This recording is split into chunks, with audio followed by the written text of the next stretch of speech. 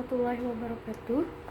Halo teman-teman, perkenalkan nama saya Maulida Askia dari jurusan Ilmu Al-Quran dan Tafsir Fakultas Usuluddin dan Humaniora UIN Antasari Banjarmasin.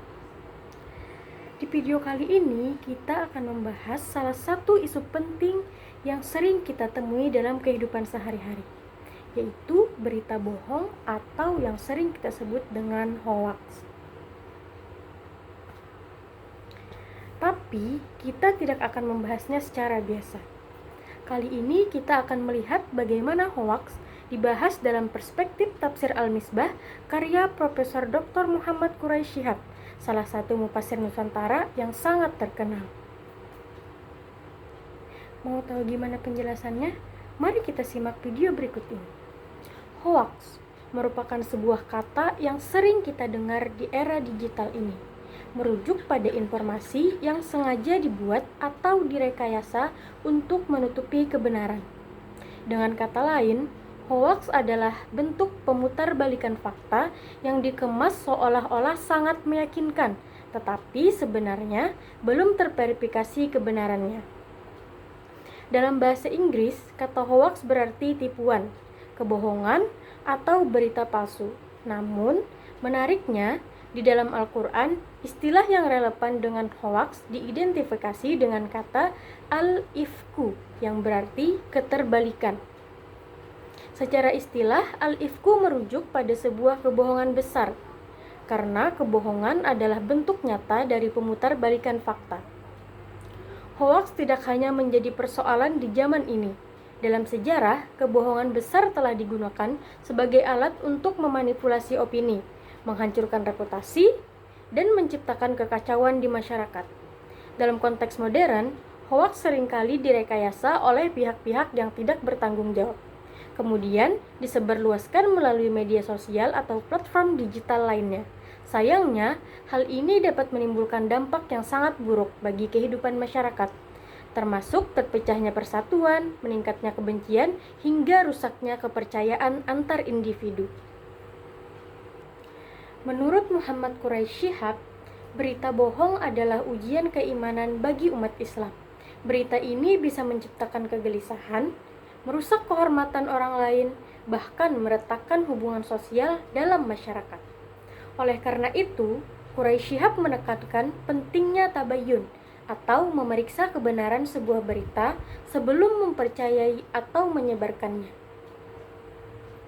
Di dalam Al-Quran, istilah berita bohong atau hoax dapat dikenali melalui penggunaan kata al-ifku. Secara harfiah, al-ifku berarti keterbalikan, seperti gempa yang mampu membalikkan negeri. Namun, dalam konteks ayat-ayat Al-Quran, istilah ini digunakan untuk merujuk pada sebuah kebohongan besar, karena hakikat kebohongan adalah memutarbalikkan fakta. Dalam Al-Quran, terdapat banyak ayat yang relevan dengan pembahasan tentang berita bohong atau hoax. Ayat-ayat tersebut mencerminkan berbagai istilah yang menggambarkan sifat atau dampak berita palsu serta perilaku para pelakunya.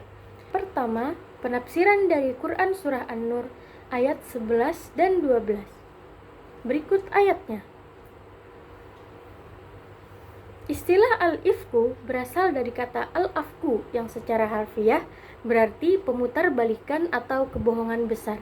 Istilah ini menggambarkan suatu perbuatan yang sangat tercela, karena kebohongan adalah tindakan membelokkan fakta dari kebenaran. Salah satu konteks penting penggunaan kata ini terdapat dalam surah An-Nur ayat 11 dan 12 yang membahas peristiwa hadisul ifku, fitnah besar yang menimpa Ummul Mukminin Aisyah radhiyallahu anha. Dalam ayat tersebut, Al-Quran menggunakan kata usbah yang diambil dari akar kata asobah yang berarti mengikat dengan keras. Kata ini merujuk pada sekelompok orang yang terorganisasi dan memiliki ikatan kuat dalam menyebarkan isu negatif. Dalam konteks hadisul ifku, kelompok ini terdiri dari sejumlah orang yang berkonspirasi untuk menyebarkan fitnah dengan jumlah mereka diperkirakan antara 10 hingga 40 orang, atau menurut pandangan lain antara 3 hingga 10 orang.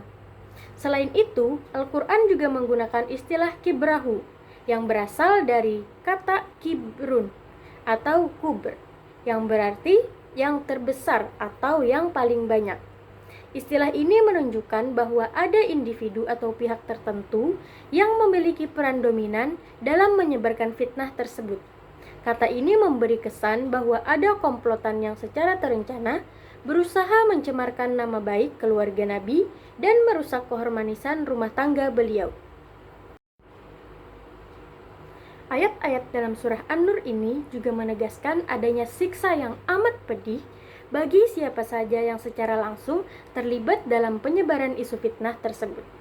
Namun, para ulama memiliki perbedaan pendapat mengenai bentuk hukuman duniawi. Apakah hukuman cambuk sebanyak 80 kali juga harus diterapkan kepada mereka yang terlibat? Ketika fitnah itu tersebar, respon kaum muslimin terhadap berita tersebut pun beragam. Ada yang memilih diam, tidak membenarkan tetapi juga tidak membantah. Ada yang membicarakannya dengan bertanya-tanya, sementara sebagian lainnya menolak mempercayainya dan menyatakan keyakinan atas kesucian Aisyah. Ayat ini juga mengecam sikap diam yang seakan membenarkan serta mereka yang membahas isu tersebut tanpa dasar yang jelas. Firman Allah dalam kata hadza ifkum mubin. Ini adalah kebohongan yang nyata, menegaskan bahwa menyebarkan berita tanpa memastikan kebenarannya, apalagi tanpa bukti yang sahih, adalah bentuk kebohongan besar. Bahkan jika berita tersebut ternyata benar, cara penyebarannya yang tanpa dasar tetap dianggap sebagai kesalahan besar. Dalam pendapat agama, kebenaran harus didasarkan pada keyakinan yang selaras dengan fakta dan bukti, bukan sekadar asumsi atau keyakinan pribadi. Kasus ini juga menunjukkan bahwa berita bohong yang disebarkan oleh sebagian sahabat terkait Aisyah radhiyallahu anha dan Safwan bin Mu'attal yang menyangkutkan keduanya dalam isu fitnah adalah bentuk hoaks yang sangat berbahaya. Fitnah tersebut telah menimbulkan keresahan di tengah masyarakat muslim pada masa itu, sehingga ayat ini diturunkan sebagai peringatan keras bagi siapa saja yang menyebarkan berita tanpa bukti dan sebagai pelajaran penting tentang tanggung jawab penjaga kebenaran. Yang kedua, penafsiran dari Quran Surah Al-Furqan ayat 4. Berikut ayatnya. Ayat ini menggambarkan tuduhan orang-orang kafir terhadap Al-Quran yang mereka klaim sebagai kebohongan besar yang dibuat-buat oleh Nabi Muhammad SAW dengan bantuan beberapa sahabat yang telah beriman. Dalam pandangan mereka, Nabi Muhammad hanya menuliskan kisah-kisah umat terdahulu dalam bahasa Arab, kemudian menyusun bahasanya sedemikian rupa agar terdengar indah. Tuduhan ini bukan sekedar penolakan, melainkan fitnah yang serius terhadap kebenaran wahyu Allah. Orang-orang kafir menuduh bahwa Al-Quran adalah hasil rekaan Nabi yang diatasnamakan Allah. Dengan tuduhan tersebut, mereka secara tidak langsung melakukan tindakan zalim dalam menilai kebenaran.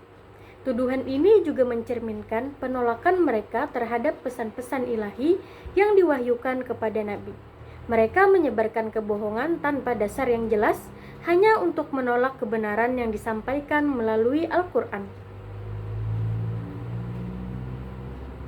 Salah satu alasan utama penolakan mereka adalah perbedaan bahasa. Orang-orang kafir mengklaim bahwa Nabi Muhammad SAW mendapatkan bantuan dari ahli kitab yang tidak berbicara dalam bahasa Arab untuk menulis Al-Quran. Padahal, Al-Quran sendiri disampaikan dalam bahasa Arab yang fasih, dengan susunan yang rapi dan keindahan yang tak tertandingi. Hal ini menjadi bukti keaslian dan keagungan Al-Quran sebagai wahyu Allah yang tidak mungkin dihasilkan oleh manusia. Nah, dalam konteks berita bohong yang dimaksud dalam ayat ini, orang-orang kafir menuduh Al-Quran sebagai kebohongan besar yang tidak layak untuk dipercaya.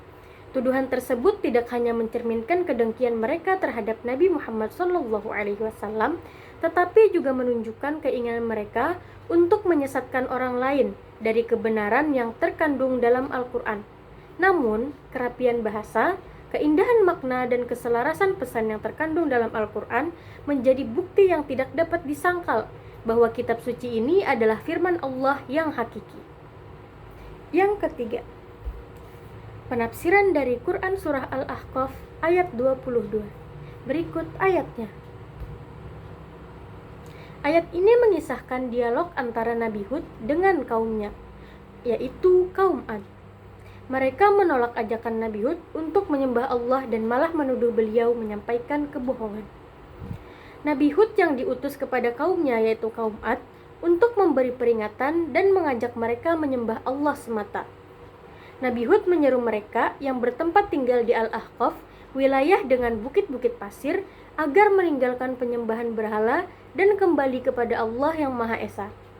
Ia mengingatkan sebagaimana para nabi sebelumnya seperti Nuh, Syed, Musa, dan Isa, bahwa penyembahan selain Allah akan mendatangkan azab yang pedih, terutama pada hari kiamat.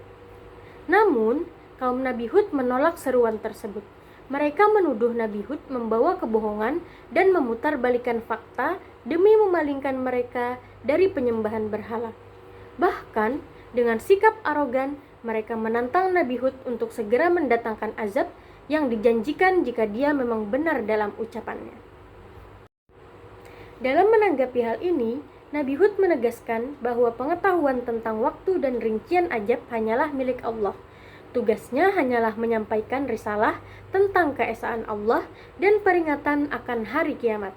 Ia juga menyebut kaumnya sebagai kelompok yang terus-menerus bersikap jahil, menolak kebenaran, dan arogan dalam pandangan mereka terhadap risalah kenabian. Dalam konteks ini, penolakan kaum Nabi Hud terhadap ajarannya bisa dikategorikan sebagai berita bohong atau hoaks. Mereka menuduh Nabi Hud berbohong dan menyebarkan informasi yang tidak sesuai dengan kenyataan. Ayat ini sekaligus menunjukkan bahwa penyebaran berita bohong seperti yang dilakukan oleh kaum Nabi Hud adalah bentuk dosa besar yang mendatangkan ancaman atau azab dari Allah Subhanahu wa Ta'ala. Fenomena penyebaran berita bohong di tengah masyarakat modern saat ini sangat relevan dengan apa yang dijelaskan di dalam Al-Quran. Menurut Quraisy Shihab, penyebaran hoaks dilakukan dengan kesungguhan, seperti yang digambarkan dalam istilah iktasaba di dalam Al-Quran.